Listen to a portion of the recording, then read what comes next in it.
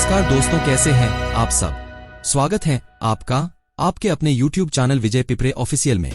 आज हम भारत के केंद्र शासित प्रदेश एक छोटा सा हमारा टापू जो कि समुद्र के बीचों बीच में है, जिसका नाम है अंडमान निकोबार। दोस्तों, आज की वीडियो में मैं आपको अंडमान निकोबार आइलैंड का दूसरा भाग दिखाने जा रहा हूं। आज की इस वीडियो में मैं आपको बताऊंगा कि आपको हैवलॉक आइलैंड कैसे जाना है और नील आइलैंड कैसे पहुंचना है। साथ ही साथ मैं आपको ये भी बताऊंगा कि यहाँ पे क्या एक्टिविटीज कर सकते हैं, रुकने की क्या व्यवस्था है, यहाँ पे हमको कितने दिन का स्टे बनाना चाहिए और टोटल हमारी अंडमान और निकोबार की यात्रा कितने दिन की रहेंगी। लेकिन ये वीडियो देखने से पहले दोस्तों, मैं आपको ये सुझाव दूंगा कि डिस्क्रिप्शन बॉक्स में आपको एपिसोड 1 की वीडियो का लिंक दिया है, वहां आप जाकर पहले एपिसोड 1 पूरा वॉच कीजिए, क्योंकि एपिसोड 1 देखने के बाद ही आपको एपिसोड 2 विस्तार पूर्वक समझ में आएगा। अन्यथा आप चाहें तो ऊपर आई बटन में भी आपको वहां पे वीडियो का लिंक दे रखा है, इस पर जाकर आप क्लिक करके एपिसोड 1 देखिए। तत्पश्चात आप एपिसोड 2 पर अपना समय व्यतीत कीजिए। तो चलिए वीडियो को शुरू करते हैं बिना विलंब किए। अंडमान निकोबार की एपिसोड 2 और अंतिम भाग की इस वीडियो में लास्ट में बताया जाएगा कि कपल को घूमने के लिए कंप्लीट पैकेज कितने में पड़ेगा। तो दोस्तों, वीडियो शुरू करने से पहले मैं 30 सेकंड की आपको एक संक्षिप्त में एपिसोड 1 की जानकारी दे देता हूं। तो जैसा कि मैंने आपको पिछले वीडियो में बताया था कि यहाँ पे आप पहुंचेंगे अंडमान निकोबार के पोर्ट ब्लेयर, और ये अंडमान का एकमात्र इंटरनेशनल एयरपोर्ट है। और इस एयरपोर्ट पर आने के लिए आपके पास 4 एयरपोर्ट है, जैसे कि कोलकाता, हैदराबाद, विशाखापट्टनम और चेन्नई। इन सबसे आप आ सकते हैं अंडमान निकोबार। और अंडमान में मैंने बताया कि आप लोकल साइट सीइंग कर सकते हैं, या तो चाहे आप रॉस आइलैंड और नॉर्थ बे आइलैंड भी कर सकते हैं। जैसा कि मैंने बताया था कि नॉर्थ बे आइलैंड में आपको ढेर सारी एक्टिविटीज देखने को मिलती है, और रॉस आइलैंड पे यहाँ ब्रिटिशर्स का कार्यालय हुआ करता था जब उनका राज चलता था। साथ ही साथ हमने सेलुलर जेल में भी विजिट किया। यहाँ के 1-2 बीचेस को हमने एक्सप्लोर किया था और हमने उस रात विश्राम किया था।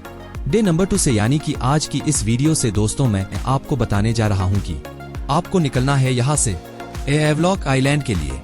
तो दोस्तों, यहाँ से हैवलॉक आइलैंड जाने के लिए आपके पास 2 ऑप्शन आते हैं, क्योंकि सबसे बड़ा मेजर जो प्रॉब्लम होता है अंडमान निकोबार में घूमने के लिए वो होता है यहाँ पे फेरी टिकट को लेकर। फेरी यानी कि बोट की टिकट को लेकर या फिर क्रूज की टिकट को लेकर यहाँ पे आपके पास 2 विकल्प आते हैं। पहला विकल्प होता है गवर्नमेंट फेरी का। दोस्तों, अगर किराए की बात करूं तो 620 रुपए एक व्यक्ति का होता है और आप हैवलॉक आइलैंड जा सकते हैं। लेकिन इस गवर्नमेंट टिकट को लेने के लिए आपको 2 दिन पहले बुकिंग करनी पड़ती है, क्योंकि यहाँ पे ऑन दी स्पॉट बुकिंग होना बहुत ही ज्यादा मुश्किल है। क्योंकि आप जिस दिन पहुंचेंगे उसे दिन अगर आप बुक करने जाएंगे तो आपको 2 दिन के बाद की टिकट मिलेगी। तो मेरा सुझाव यह रहेगा कि अगर आप गवर्नमेंट फेरी लेना चाहते हैं तो आप वेबसाइट से अपना बुकिंग करवा लीजिए। ये बात उनके लिए कर रहा हूं जो बिना पैकेज के घूमने जा रहे हैं। जो पैकेज में जाएंगे डेफिनेटली वो ट्रेवल एजेंट खुद ही बनाकर दे देगा। तो दोस्तों, यह था आपका पहला ऑप्शन। दूसरे ऑप्शन की अगर मैं बात करूं दोस्तों, वो है प्राइवेट फेरी यानी कि प्राइवेट क्रूज। और प्राइवेट क्रूज की भी आप टिकट लेकर जा सकते हैं, जो कि थोड़ी एक्सपेंसिव होती है। मान के चलिए कि 1200 से लेकर 1500 रुपए के बीच में सारे अलग अलग प्राइवेट क्रूज की फेयर होती है, जिसमें से आपके 4 मेजर क्रूज होती है, जो कि हार्डो जेट्टी से जाती है। पोर्ट ब्लेयर एयरपोर्ट से लगभग 15 से 20 मिनट की दूरी पे ये बना हुआ है हार्डो जेट्टी। यह एक प्रॉपर वेल मेंटेन है और यहाँ पे पूरी सिक्योरिटी के साथ यहाँ पे आपको अंदर जाने दिया जाता है, यदि आपके पास वैलिड टिकट है। इट्स लुक लाइक एयरपोर्ट, क्योंकि एयरपोर्ट में जिस तरीके से चेकिंग होती है, बैगेज की चेकिंग होती है, इसी तरीके से यहाँ पे आप चेकिंग करके अंदर जा सकते हैं। और आप प्राइवेट फेरी से जा सकते हैं, जो कि आपका हार्डो जेट्टी कहलाता है। अब यहाँ पे बात आती है कि हमको प्राइवेट क्रूज कैसे ले सकते हैं। तो यदि आप ऑनलाइन टिकट निकलना चाहते हैं तो अगेन आप वेबसाइट में जाकर अपनी बुकिंग करवा सकते हैं। अब यहाँ पे बेसिकली 4 क्रूज चलती है प्राइवेट की, जिसमें पहली आती है ग्रीन ओशन। यहाँ विंडो से आप पूरा व्यूज देख सकते हैं। और दूसरी आती है माक्रूज, और तीसरी आती है नॉटिका, और चौथी आती है ITT मजेस्टिक। तो दोस्तों, आप इस तरह से हैवलॉक आइलैंड, नील आइलैंड जा सकते हैं। मैंने आपको 2 ऑप्शन बताए, एक गवर्नमेंट फेरी का और दूसरा प्राइवेट फेरी का। तो दोस्तों, आप अपनी यात्रा तय करते हुए पहुंचते हैं हैवलॉक आइलैंड, और हैवलॉक आइलैंड का नाम आपको स्वराज द्वीप देखने मिलेगा। जिस तरह से मैंने बताया कि रॉस आइलैंड का नाम बदल के नेताजी सुभाष चंद्र बोस आइलैंड रखा गया था हमारे प्राइम मिनिस्टर द्वारा, इसी तरह से है व्लॉक आइलैंड का नाम वर्तमान समय पर स्वराज द्वीप रखा गया है। और वही अगर मैं बात करूं नील आइलैंड की तो दोस्तों उसका नाम है शहीद द्वीप। तो दोस्तों यह अलग अलग नाम से जाना जाता है वर्तमान समय पर, लेकिन जो पहले नाम थे वो है व्लॉक आइलैंड और नील आइलैंड। तो दोस्तों है व्लॉक आइलैंड पहुंचने के बाद टैक्सी पकड़कर आप पहुंचते हैं अपने होटल पे। यहाँ पे आपको बहुत से होटल मिल जाएंगे। होटल में फ्रेश होने के पश्चात आप निकल पड़ते हैं राधानगर बीच के लिए। दोस्तों राधानगर बीच लगभग वहां से 8 से 9 किलोमीटर के डिस्टेंस में पड़ता है। चलो देखते हैं कि इस राधानगर बीच में आपको कैसा माहौल देखने को मिलता है। दोस्तों राधानगर बीच पे पार्किंग एरिया, यहाँ पे दोस्तों आपको बस वाले खड़ा करते हैं। यहाँ पे ही बस स्टॉप है जो कि ट्रैवलर के रूप में चलती है और एसी बस भी चलती है। यहाँ आपको डेली नीड्स के सामान, चाय, कॉफी, नाश्ते के छोटे छोटे रेस्टोरेंट स्टॉल लगे हुए हैं। यहाँ से ही आपकी एंट्री शुरू होती है, क्योंकि रोड के इस पॉइंट से आगे गाड़ी ले जाना अलाउ नहीं है। यहाँ आपको स्कूटी, बाइक जो भी आपने रेंट पे ली है उसके लिए भी पार्किंग एरिया देखने मिलता है। तो दोस्तों आप पहुंचते हैं राधानगर बीच, जो कि one of the best famous beach में से एक बीच माना जाता है। यहाँ पर आपको टूरिस्ट की तादाद बहुत ही ज्यादा मात्रा में देखने को मिलेगी, क्योंकि यहाँ पे लोग अक्सर स्विमिंग करते हैं। यहाँ पर कोई एक्टिविटी तो नहीं होती, पर यहाँ आपको बहुत इंजॉय करने मिलेगा। यहाँ पे अगर आप स्पेशियस बीच की बात करेंगे तो ये बीच आप लोगों के लिए काफी यूजफुल है। यहाँ पे आप रह के कुछ समय एक्सप्लोर जरूर कीजिएगा। तो दोस्तों राधानगर बीच एक्सप्लोर करने के पश्चात आप दूसरे बीच पे जाएंगे, जो कि है व्लॉक आइलैंड का एक और फेमस बीच जो कि कहलाता है वो यहाँ का काला पत्थर बीच। दोस्तों काला पत्थर बीच में जब आप अपने आप को मौजूद पाएंगे तो वहाँ पे एक अलग ही अनुभूति आपको प्राप्त होगी, क्योंकि यहाँ का साइलेंस और यहाँ पे जो समुद्र की लहरों की आवाज होती है वह बहुत ही ज्यादा शानदार होती है। आप जब काला पत्थर बीच पहुंचेंगे तो यहाँ पे आपको कुछ अलग एक्सपीरियंस का एहसास होगा, मानो कि आप किसी अलग ही दुनिया से एक सुनसान इलाके में आप आकर पहुंचे हैं। यहाँ के बीच, यहाँ के समुद्र का पानी, यहाँ का व्यूज बहुत ही ज्यादा शानदार है। तो आप जरूर यहाँ पे कम से कम आधे से 1 घंटा 1.5 घंटा काला पत्थर बीच में भी एक्सप्लोर कीजिएगा, क्योंकि वन ऑफ द बेस्ट बीच में से गिना जाता है इस है व्लॉक आइलैंड का ये काला पत्थर बीच। तो दोस्तों ये करने के पश्चात आप आते हैं अपने होटल पे। होटल पे डिनर करके आप अपना सेकंड डे कंप्लीट करते हुए आप उस रात अपना विश्राम करते हैं। दोस्तों फिर अगली सुबह 5 बजे उठकर निकल पड़ते हैं अपने वाटर स्पोर्ट एक्टिविटी करने के लिए, स्कूबा डाइविंग करने। स्कूबा डाइविंग के 2 प्रकार होते हैं, एक होता है शोर डाइविंग और दूसरा होता है बोट डाइविंग। शोर डाइविंग के लिए दोस्तों आपको कॉर्नर पर ही इंस्ट्रक्शन दिए जाते हैं और बीच के कॉर्नर से ही आपको अंदर ले जाया जाता है, जहां पे आपको फिशेस और कोरल्स दिखेंगे। दूसरा आपको मैंने बताया कि बोट डाइविंग होती है। बोट डाइविंग में दोस्तों आपको समुद्र के बीचों बीच में ले जाया जाता है, वहां से आपको दोस्तों डाउनफॉल होना पड़ता है समुद्र के अंदर। इस तरीके से आपको यहाँ भी अलग अलग कोरल्स और अलग अलग फिशेस का नजारा देखने को मिलेगा। तो दोस्तों इस तरीके से यहाँ स्कूबा डाइविंग होती है। अब यहाँ पर रेट की अगर बात की जाए तो यदि आप शोर डाइविंग करते हैं तो शोर डाइविंग का फेयर 3500 पर पर्सन पड़ता है। लगभग ये 40 से 45 मिनट का टाइम होता है, जिसमें से हमारा 15 से 20 मिनट इंस्ट्रक्शन के लिए और 20 से 25 मिनट की हमारी ये एक्टिविटी करने के लिए होता है।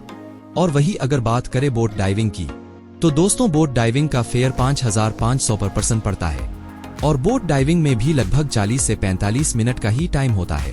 तो दोस्तों ये एक्टिविटी तो यहाँ होती है। साथ ही साथ यदि आप सी वॉक या फिर स्नॉर्कलिंग करना चाहते हैं तो इसके लिए आपको जाना पड़ेगा एलिफेंटा बीच। दोस्तों एलिफेंटा बीच जाने के लिए आपके पास 2 विकल्प आएंगे। अगेन एक डायरेक्टली अपने है व्लॉक आइलैंड के जेट्टी से और दूसरा है पैदल रास्ता यानी ट्रेक करते हुए। अगर आप बोट से जा रहे हो तो ये आपको 20 से 25 मिनट में पहुंचा देंगे एलिफेंटा बीच, क्योंकि एलिफेंट बीच जाने के लिए दोस्तों आपको बोट का सहारा लेना ही पड़ेगा, तभी आप आसानी से पहुंचेंगे एलिफेंटा बीच। और वही अगर बात करें दूसरा ऑप्शन यानी ट्रेक करते हुए तो लगभग ये 1.5 से 2 किलोमीटर की ये ट्रेक होती है। थोड़ी सी कॉम्प्लिकेटेड तो होती है, लगभग 40 से 50 मिनट की ये यात्रा यानी ट्रेक होती है। जगह जगह आपको साइन बोर्ड देखने को मिलेंगे और आप पहुंचते हैं एलिफेंटा बीच। एलिफेंटा बीच को है व्लॉक आइलैंड का सबसे खूबसूरत बीच माना जाता है, क्योंकि यहाँ के पानी का व्यू और यहाँ की व्हाइट सैंड का जो एक लुक है वो बहुत ही ज्यादा शानदार है और खास तौर से बोला जाए तो फोटोग्राफी के लिए तो बहुत ही ज्यादा शानदार है। दोस्तों तो यहाँ पर आपको ढेर सारी एक्टिविटीज देखने को मिलती है। यहाँ पे आप सी वॉक, स्नॉर्कलिंग भी कर सकते हैं। जैसा कि मैंने आपको बताया था कि नॉर्थ बे आइलैंड में भी इसी प्रकार की एक्टिविटी होती है, तो आप पहले एपिसोड में वो देखे ही होंगे। तो इसी तरीके से यहाँ भी सी वॉक, स्नॉर्कलिंग एक्टिविटी होती है। इस तरीके से आप यहाँ एक्सप्लोर कर सकते हैं। कुछ समय आप यहाँ दीजिए और यहाँ की खूबसूरती को निहारे और यहाँ एक्सप्लोर करके वापस आप है ब्लॉक आइलैंड पे उस दिन का स्टे कीजिए। डे नंबर 3 दोस्तों आपका इस तरीके से कंप्लीट होता है ब्लॉक आइलैंड में। अब दोस्तों डे नंबर 4 में अर्ली मॉर्निंग उठकर ब्रेकफास्ट करके होटल चेक आउट करने के बाद निकल पड़ते हैं आप बोट पकड़ के नील आइलैंड के लिए, यानी कि आज के वर्तमान के नाम में बोला जाए तो शहीद द्वीप की तरफ। शहीद द्वीप में आप अपना होटल चेक इन करेंगे। उसके बाद आप निकल पड़ेंगे नील आइलैंड के सबसे खूबसूरत से बीच में, जिसका नाम है लक्ष्मणपुर बीच। दोस्तों लक्ष्मणपुर बीच में काफी शानदार यहाँ का व्यू और काफी शानदार यहाँ का माहौल देख के बहुत खुशी मिलेगी। कुछ समय यहाँ बिताएंगे, एक्सप्लोर करेंगे। यदि आप कपल हैं तो फोटो शूट के पर्पज से भी यह बहुत खूबसूरत सा बीच है। लक्ष्मणपुर बीच में दोस्तों यदि आप पैकेज लेके नहीं आते हैं, सेपरेटली घूमना चाहते हैं, तो यहाँ पे एक और ऑप्शन आपके पास आता है, यहाँ के गवर्नमेंट बस का।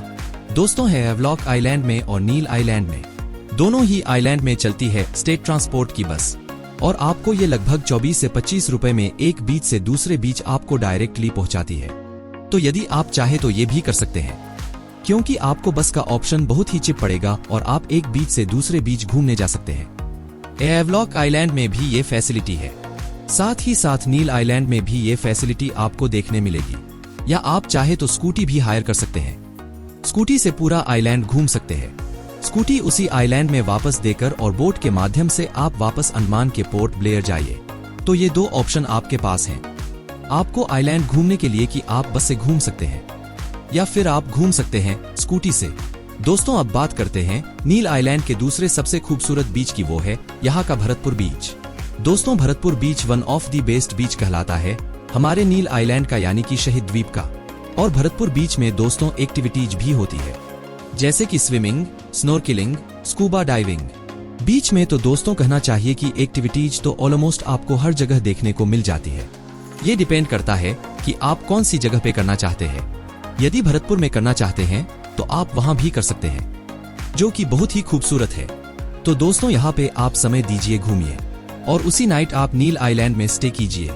डे नंबर 4 का स्टे होगा आपका नील आइलैंड में। दोस्तों यहाँ पे दो ऑप्शन होते हैं स्टे करने के, एक तो होता है होटल और दूसरा होता है रिसोर्ट। डिपेंड आप पे करता है। कॉस्ट की अगर बात की जाए पर नाइट की तो 3000 से स्टार्ट हो जाती है। अगर आप जितने ही प्रीमियम में जाएंगे, जितने भी लग्जरी में जाएंगे, वो रेट भी डेफिनेटली उसका बढ़ता जाएगा।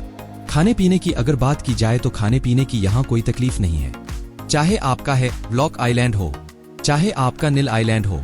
दोनों ही जगह में खाने पीने के लिए शाकाहारी और मांसाहारी यानी कि वेज और नॉन वेज दोनों यहाँ पे विकल्प आपको आसानी से उपलब्ध होगा। तो दोस्तों डे नंबर 4 की नाइट नील आइलैंड पे स्टे करें और डे नंबर 5 में आप निकल पड़ेंगे नील आइलैंड से पोर्ट ब्लेयर के लिए और पोर्ट ब्लेयर में शॉपिंग करें। या फिर आपकी लोकल साइट सीइंग बाकी हो तो वो भी आप कर सकते हो। लोकल साइट सीइंग में कौन कौन से करने हैं, उसके लिए आपको पहला एपिसोड देखना अति आवश्यक है, तभी आपको समझ में आएगा कि पोर्ट ब्लेयर में कौन कौन सी लोकल साइट सीइंग है। तो दोस्तों इस तरह से आपका डे नंबर 5 कंप्लीट होता है। डे नंबर 5 के नाइट में स्टे करके अगले दिन यानी डे नंबर 6 में रवानगी लेके निकल सकते हैं अपने शहर के लिए। तो दोस्तों ये सारी आइटनरी थी 5 नाइट्स 6 डेज के लिए कि आपको अंडमान निकोबार के है Havelock Island, Ross Island, North Bay Island और नील आइलैंड आपको कैसे एक्सप्लोर करना है और कैसे कैसे चीजें यहाँ पे करेंगे। आई होप कि मैंने हर एक कॉस्ट को इंक्लूड करते हुए आपको सारी चीजों की जानकारी दी है। अगर आपको चिड़िया टापू बीच की जानकारी चाहिए तो उसके लिए मैं अलग से वीडियो बना दूंगा, इसलिए आप अपने चैनल विजय पिपरे ऑफिशियल को सब्सक्राइब करें और बेल आइकॉन को दबाएं ताकि आपको हर एक वीडियो की नोटिफिकेशन मिलती रहे। तो चलिए दोस्तों अंतिम बात करते हैं कि इस अंडमान निकोबार आइलैंड को एक्सप्लोर करने के लिए घूमने के लिए हमारा एक कपल का कितना खर्चा लग जाएगा। दोस्तों यहाँ पे दो ऑप्शन आते हैं आपको अंडमान निकोबार घूमने के। एक ऑप्शन यह है कि दोस्तों यदि आप बजट ट्रेवलर है और आप सारी चीज खुद से ही अपना प्रोग्राम आइटनरी बना रहे हैं, तब तो आप मान के चलिए फ्लाइट टिकट अलग से। तो अंडमान निकोबार की 5 डेज 6 नाइट की कॉस्ट आपको 50 से 60 हजार रुपए यदि आप प्राइवेट क्रूज के साथ जाते हैं। तो वही अगर आप गवर्नमेंट क्रूज के साथ सारी यात्रा करना चाहते हैं तो आप मानकर चलिए कि आपका ये ट्रिप हार्डली 30 से 40 हजार रुपए के बीच में आपको ये 5 डेज 6 नाइट्स की आर्टरी बन जाएगी। ये थी बात यदि आप खुद से एक्सप्लोर करना चाहते हैं, और इसमें आपको फ्लाइट टिकट भी अलग से ऐड होगा, जो कि जिस भी शहर से आप पोर्ट ब्लेयर के लिए आ रहे हैं वो अलग फेयर होगा। वही अगर मैं बात करूं पैकेज की, यदि आप पैकेज के द्वारा जाना चाहते हैं तो पैकेज आपको थोड़ा सा एक्सपेंसिव पड़ेगा, लेकिन आपको कुछ नहीं करना होगा। सारे बोट, फेरी की टिकट्स, होटल्स की बुकिंग, टैक्सी की बुकिंग, आप चाहे तो आपके फ्लाइट के या क्रूज के टिकट्स, ये सारे आपको ट्रेवल एजेंसी ही करवा के देती है। तो दोस्तों, ये रहा अंडमान निकोबार यात्रा का संपूर्ण वर्णन। 5 डेज 6 नाइट्स आपको कैसे एक्सप्लोर करना है। इसके बाद भी दोस्तों, यदि आपको कोई डाउट है या फिर अगर आपके मन में कोई प्रश्न है तो आप कमेंट में पूछ सकते हैं। डेफिनेटली आपको मेरे द्वारा आपको रिप्लाई दिया जाएगा। आज के वीडियो में फिलहाल इतना ही। मिलते हैं फिर एक नई वीडियो के साथ, एक नई यात्रा के साथ, एक नए विषय के साथ और एक नए गंतव्य जर्नी के साथ। तब तक के लिए धन्यवाद। वीडियो को लाइक, शेयर और चैनल को सब्सक्राइब करके बेल आइकॉन को प्रेस करना ना भूले।